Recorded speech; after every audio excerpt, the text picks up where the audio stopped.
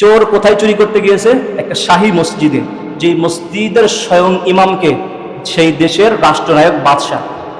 এখন চোর মসজিদে চুরি করতে গিয়েছে, ইমাম সাহেব বাদশাহ রাষ্ট্রনায়ক এসেছে নামাজ পড়াইতে।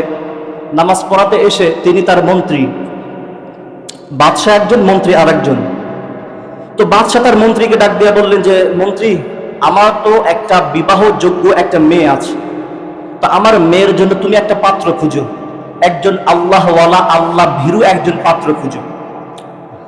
তখন মন্ত্রী তার বাদশাকে জিজ্ঞাসা করলেন যে, বাদশাহ হে জনাব, আল্লাহওয়ালা কোন ব্যক্তিকে বলা হয়?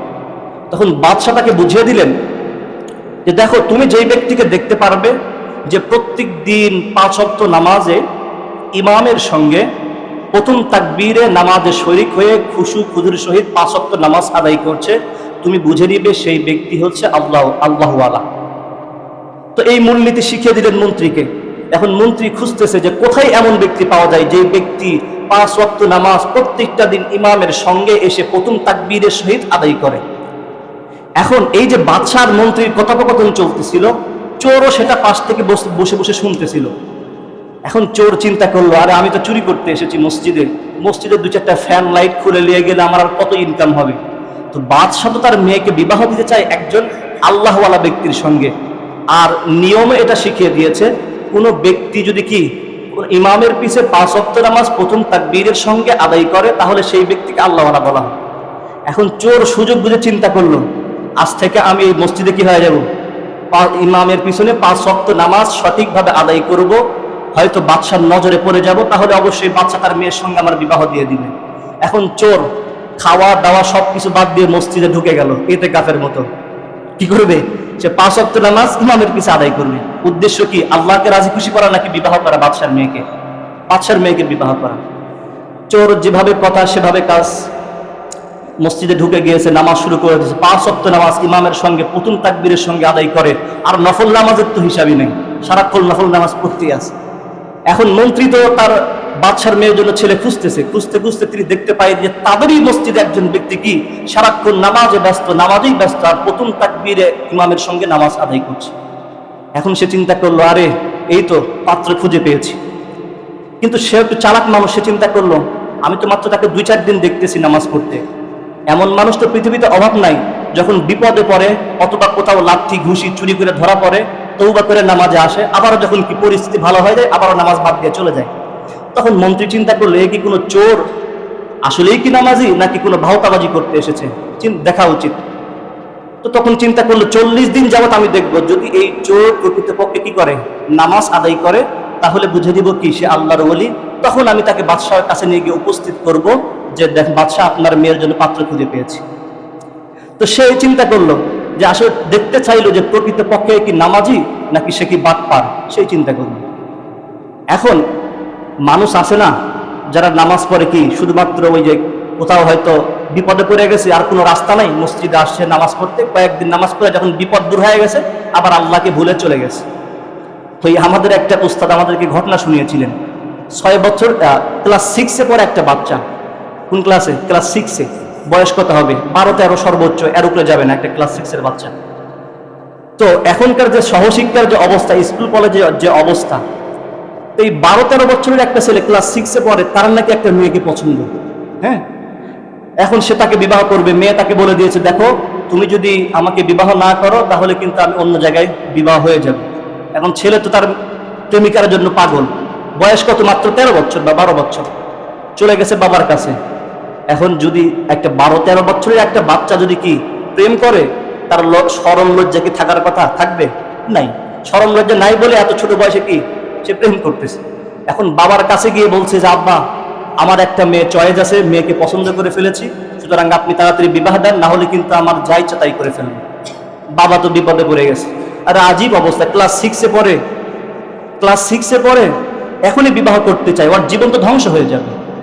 এখন বাবা চিন্তা করলো, কি করা যায়, কি করা যায়। আর মানুষ তো আছেই, যখন বিপদ আপদ আসে, কোনো কিছুই কুল না পাইলে তখন চলে আসে হুজুরের কাছে। নাই আছে, দেখবেন অসুখ হয়েছে, ডাক্তারের কাছে যা ঘুরে ফিরে 1000 টাকা খরচ করে পুরো কাজ হয়, তখন লাস্টে এসে কয়, হুজুর একটু ফু দেন, একটু পানি পরা দেন, এই দেন সেই দেন। শেষ পর্যন্ত হুজুরের কাছে আসে। রাগের মাথায় বউকে মনে করেন 14 তালাক 100 তালাক গোষ্ঠী উদ্ধার করে তালাক দিয়ে দিছে, এখন হুজুরের কাছে এসে বলবে, হুজুর দেখেন এক তালাক করা যায় কিনা। মানে যখন বিপদের শেষ প্রান্তে তখন আসে হুজুরের কাছে। এই বাবা বিপদে পড়ে গেছে, এখন এসে ইমাম সাহেবের কাছে এসে বলতেছে যে হুজুর আমি তো বিপদে পড়ে গিয়েছি, আমার সন্তান মাত্র ক্লাস 6-এ পড়ে, ক্লাস 6-এ পড়ে, এখনই নাকি সে বিবাহ করবে। এখন হুজুর মানুষ, চালাক মানুষ, বুদ্ধি আছে, তখন সে বলল ঠিক আছে আপনার সন্তানকে আমার কাছে পাঠিয়ে দেন। সন্তান আসলো হুজুর সাহেবের কাছে, এসে বলতেছে হুজুর আপনি আমার বাবাকে বুঝান, আমি বিবাহ করতে চাচ্ছি কিন্তু আমার বাবা আমাকে বিবাহ দিতে চাচ্ছেন। বাবা এসব অভিযোগ দিল ছেলের ব্যাপারে, ছেলে এসে অভিযোগ দেয় বাবার ব্যাপারে। হুজুর তো তার বিচার করবে। তখন তিনি সন্তানকে বললেন, দেখো বাবা তুমি বিবাহ করতে চাও সমস্যা নেই, কিন্তু তুমি একটা কাজ করো, তুমি যদি 40 দিন যাবত এই মসজিদে তাকবীরে উলার সহিত নামাজ পড়ো, তাহলে 40 দিন পর আমি স্বয়ং তোমার বাবাকে নিয়ে গিয়ে তোমার বিবাহের ব্যবস্থা করে দিব। এখন ছেলে সবকিছুর বিনিময় ত্যাগ করতে পারবে কিন্তু প্রেমিকাকে ত্যাগ করবে না। তো হুজুরকে কথা দিলে, হুজুর ঠিক আছে 40 দিন আমি আপনার পিছনে নামাজ পড়ব। তো বেচারা নামাজ পড়তেছে 38 দিন হয়ে গেছে। এখন হুজুরও খুশি যে ছেলে 40 দিন যাবত নামাজ পড়তেছে, তার মানে তার বিবাহের চিন্তা তার মাথা থেকে চলে গেছে। হুজুর খুশি। 38 দিনের মাথায় ছেলে আগে ভাগে চলে আসছে মসজিদে। হুজুর তাকে দেখে খুশি। ছেলে এসে হুজুরকে বলতেছে যে হুজুর কাজীর কাছে কবে যাবেন? হুজুর অবাক হয়ে গেছে, আজীব অবস্থা, কাজীর কাছে কবে যাব মানে? হুজুর চিন্তা করছে আরে 40 দিন 38 দিন হয়ে গেছে নামাজ পড়তেছে, বেচারার মাথা থেকে হয়তো বিবাহের ভূত চলে গেছে, এখন সে আল্লাহওয়ালা হয়ে গেছে। এখন হুজুর অবাক হয়ে গেছে, আজীব 40 দিন যাবত তাকে নামাজ পড়াইলাম, অথচ সে কি আসে সেই বিবাহের কথাই বলতেছে। হুজুর চিন্তা করলো সে যদি সঠিকভাবে নামাজ পড়ে থাকতো তাহলে তো এই অবস্থা হওয়ার কথা না, তার মাথা থেকে বিবাহের ভূত চলে যেত, আল্লাহর মুহাব্বত তার অন্তরে ঢুকে যেত। তার মানে এখানে কোন একটা ঘাবলা আছে, কোন একটা সমস্যা আছে। তখন সে ছেলেকে জিজ্ঞাসা করতেছে, বাবা তুমি কি সঠিকভাবে নামাজ পড়েছো? বাচ্চা বলছে হ্যাঁ আমি সঠিকভাবে নামাজ পড়েছি। তো বলতেছে তুমি কি অজু করছিলা? বলতে না আমি তো অজু করি নাই। আপনি তো আমাকে নামাজ পড়তে বলেছিলেন কিন্তু অজু তো করতে বলেন নাই। সমস্যা এখানে ছিল। তো এই যে বাচ্চা, হাসার উদ্দেশ্য না, এই যে বাচ্চাটা যে নামাজ পড়লো উদ্দেশ্য কি ছিল? আল্লাহকে খুশি করা নাকি বিবাহ করা? যার কারণে তার নামাজ কি হয়নি? কবুল হয়নি।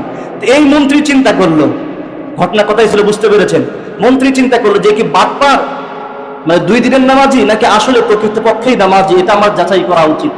মন্ত্রী তাকে লক্ষ্য রাখলো, প্রত্যেক দিন নামাজ পড়ে। এভাবে যখন 1 দিন 2 দিন 40, এইভাবে 3 দিন 4 দিন করতে করতে যখন 40 দিন অতিবাহিত হয়ে গেল, মন্ত্রী বুঝতে পারলো এই ব্যক্তি আসলে প্রকৃতপক্ষে নামাজি।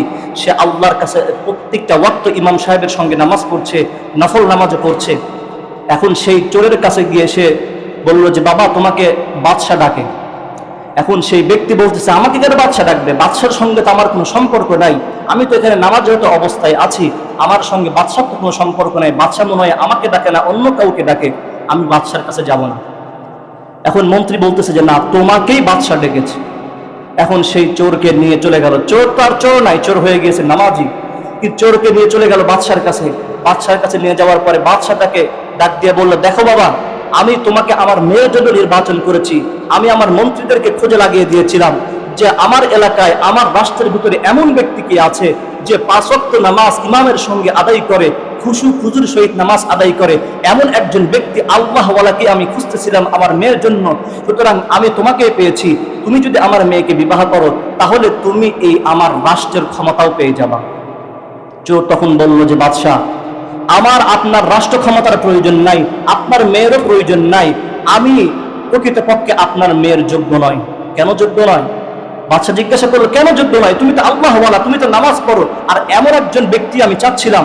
তখন চোর বাদশাকে ডাক দিয়া বলল, দেখেন বাদশাহ প্রকৃতপক্ষে আমি এমন ছিলাম না, আমি এই মসজিদে এসেছিলাম চুরি করতে, কিন্তু যেদিন আপনি আপনার মন্ত্রীকে আপনার মেয়ের জন্য ছেলে খুঁজতে বললেন, সেদিন আপনাদের কথোপকথন শুনে আমি আপনার মেয়েকে বিবাহের উদ্দেশ্যে মসজিদে বসেছিলাম নামাজের জন্য, কিন্তু নামাজ পড়তে পড়তে আমি আমার প্রকৃত রবকে, প্রকৃত আল্লাহকে চিনতে পেরেছি, পৃথিবীর যে বাদশাহ তাকে আমি চিনতে পেরেছি, সমস্ত বাদশার বাদশাহ সে আমার হয়ে গিয়েছে। সুতরাং আপনার মতো বাদশার আমার প্রয়োজন নাই, আপনার বাদশাহীর আমার প্রয়োজন নাই, আমি যেই বাদশাকে পেয়েছি, যে রবকে পেয়েছি তাকে দিয়েই আমি থাকতে চাই, আমি আপনার রাজত্ব চাই না।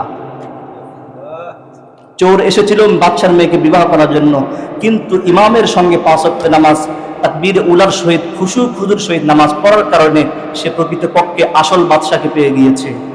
যেই ব্যক্তি আসল বাদশাকে পায়, যিনি সমস্ত বাদশার বাদশাহ, তার কি দুনিয়ার বাদশাহীর আর প্রয়োজন আছে?